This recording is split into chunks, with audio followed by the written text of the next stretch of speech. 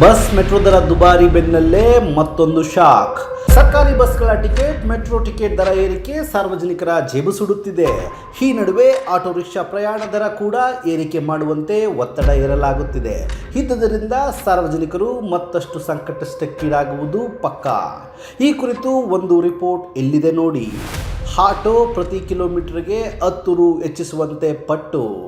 March 12ಕ್ಕೆ ಸಭೆ ಬಳಿಕ ನಿರ್ಣಯವಾಗಲಿದೆ metre ದರ.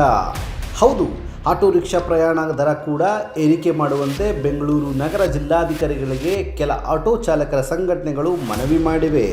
ಈ ಮನವಿಗೆ ಈಗ ಗ್ರೀನ್ ಸಿಗ್ನಲ್ ಸಿಗೋ ಲಕ್ಷಣ ಕಾಣಿಸ್ತಿದೆ.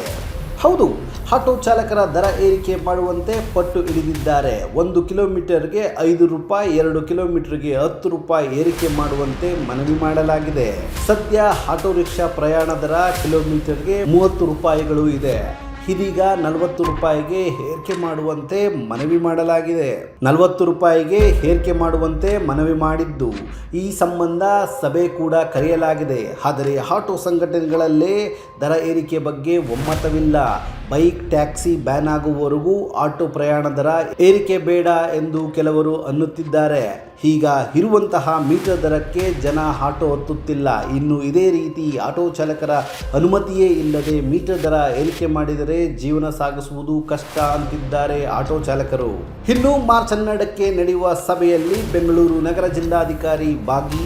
ಒಟ್ಟಾರೆ ಈ ದರ ಏರಿಕೆಯಿಂದ ಜನಸಾಮಾನ್ಯರಿಗೆ ಬಹಳಷ್ಟು ಕಷ್ಟಕರ ಪರಿಸ್ಥಿತಿ ಎದುರಾಗುತ್ತದೆ. ಬಹುತೇಕ ಮಂದಿ ತಮ್ಮ ಸ್ಥಳಗಳಿಗೆ ತೆರಳಲು ಆಟೋ ಡಿಪೆಂಡ್ ಆಗಿದ್ದು, ದರ ಏರಿಕೆಯಾದರೆ ಮತ್ತಷ್ಟು ಕಷ್ಟಕರ ಜೀವನ ನಡೆಸುವುದಂತೂ ಪಕ್ಕಾ.